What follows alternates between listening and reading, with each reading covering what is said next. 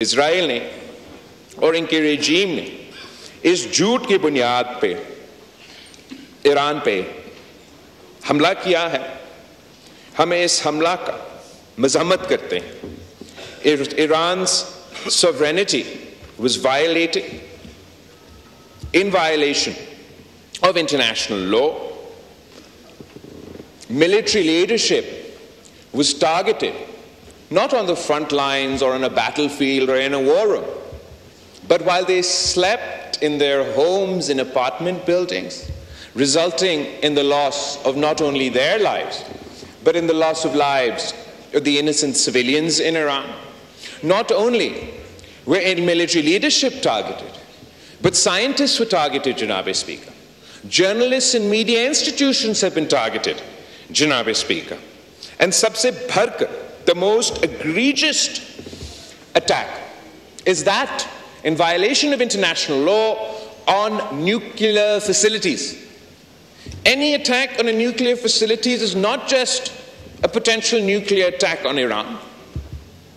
For خدا نہ خواستہ اگر اس نیوکلیئر فیسلٹی کو نقصان کے نتیجے میں کوئی لیک ہوتا تو وہ اس کا نقصان صرف ایران تک محدود نہیں ہوتا. It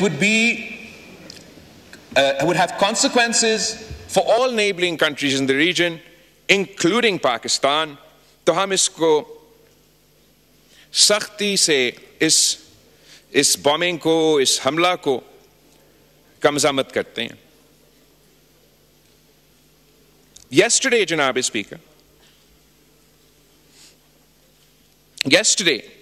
the United States conducted a more expansive attack on Iran's nuclear sites, and the Israeli government is forcing the United States public into a war that the people of the United States do not support, once again based on a lie. The same lie that was peddled before the American public before the Iraq war in 2003. Today it is claimed that Iran is the one with weapons of mass destruction. We strongly and vociferously condemn the US strikes, and I call on the government to mobilize their foreign minister, who should try and create a group of like-minded foreign ministers who not only oppose this conflict, but who are at risk, severe risk to themselves, their people, if heaven forbid any of these strikes on nuclear facilities were to result in a nuclear leak. We must emphasize that an attack on nuclear facilities cannot be tolerated under any circumstances. Janab Speaker, there's a poem written in World War II or after World War II, which I'd like to first repeat to you and then rephrase in light of what we are currently experiencing. First, they came for the socialists, and I did not speak out because I was not a socialist. Then they came for the trade unionists, and I did not speak out because I was not a trade unionist. And then they came for the Jews, and I did not speak out because I was not a Jew. And then they came for me, and there was no one left to speak out. یہ ایک پوم ہے, اور جس شخص نے اس پوم کو لکھا وہ پہلے اس رژیم کا نازی رژیم کا ایک حمایتی تھا, پھر کرٹک بنا, اور آخر کار اس کو بھی کنسنٹریشن کیمپ میں ڈالا گیا. اس اکتوبر سے لے کے since October last year, we've seen a genocidal, apartheid-imposing, expansionist regime conduct an ever-expanding war, which has the potential to drag us all towards World War III. This time, first they came for the Palestinians, but the world did not speak out because they weren't Palestinian. Then they came for the Lebanese, but we did not speak out because we were not Lebanese. And then they came for the Yemenis, but we did not speak out because we're not from Yemen. And now they have come for Iran. If we do not speak out, Mr. Speaker, there will be no one left when they come for us. The Israeli regime's aggression across the region must be stopped. We want to see the day where we can all live in peace.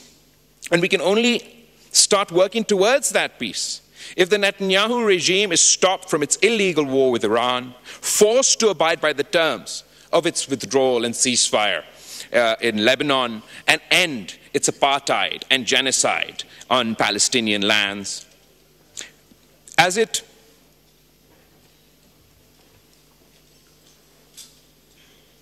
it continues to bomb Iran, the world must not forget that this Israeli regime, this Netanyahu regime, is currently carrying out the forced starvation of Palestinians in the Gaza Strip.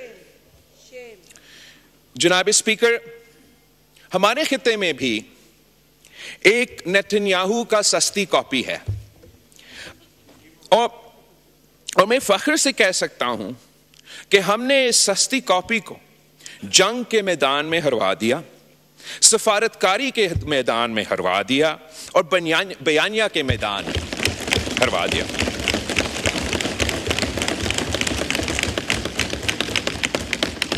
वज़ीर आज़म साहब ने और सदर मुमलिकत ने मुझे और हमारे committee को एक अहम जिम्मेदारी दी, और हम फ़ख्र के साथ कह सकते हैं कि जहाँ हम गए हमने पाकिस्तान का मौक़िफ़, पाकिस्तान का बयानिया पेश किया, और जहाँ जहाँ हम पहुँचे वहाँ पीछे पीछे उस सस्ती कॉपी का भी नुमाइंदे पहुँचे, वो भी अपना मुल्क का बयानिया, अपना मुल्क का मौक़िफ़ लेकर आए. हमारा बयानिया तो अमन का पैगाम था, बट पीस टू स्ट्रेंथ.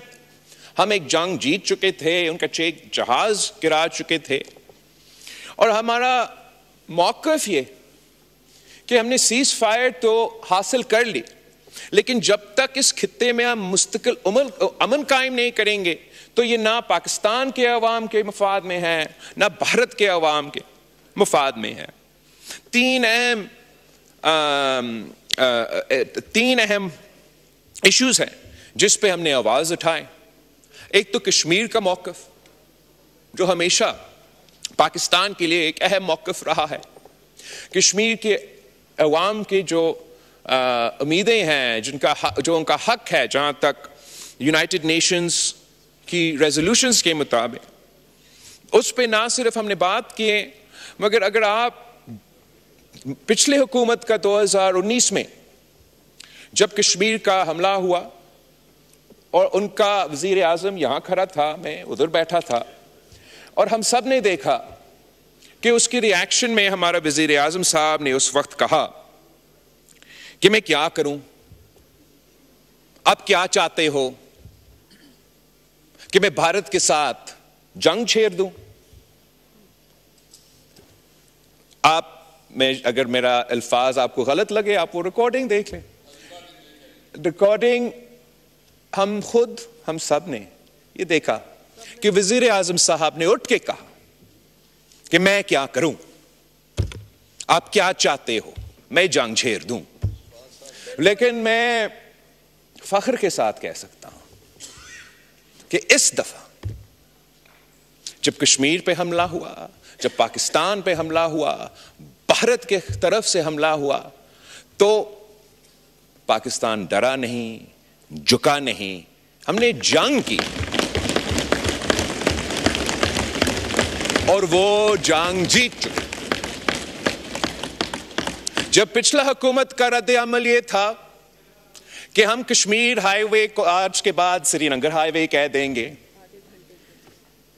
जब पिछला हुकूमत का रद्द अमल ये था कि हर फ्राइडे को बाद नमाज जुम्मा पाकिस्तान के अंदर हम सब खड़े होके, जहां भी हम होंगे वहीं के वहीं खड़े होके कश्मीर के लिए आवाज उठाएंगे. इस हुकूमत का जवाब यह था कि इन कच्चे जहाज गिराएं, उनको मजबूर किए कि सीज़फायर हो. और जो इन खान साहब के हुकूमत के बाद भारत जोर और शोर से कहता था कि कश्मीर हमारा अंदरूनी मामला बन चुका है, अब बैनुल अक़वामी ऑब्जर्वर्स हमारा ये टूर में مان رہے ہیں کہ یہ تو ایک عالمی ایشو, انٹرنیشنل ایشو بن چکا ہے. تو سب سے پہلے سکسیس یہ ہے کہ ہم نے کشمیر کوز کو, جو ماضی میں اندرونی معاملہ میں تبدیل کر چکا تھا, ایک بین الاقوامی معاملہ بن چکا ہے. یہ کشمیریوں کا سب سے بڑا کامیابی ہے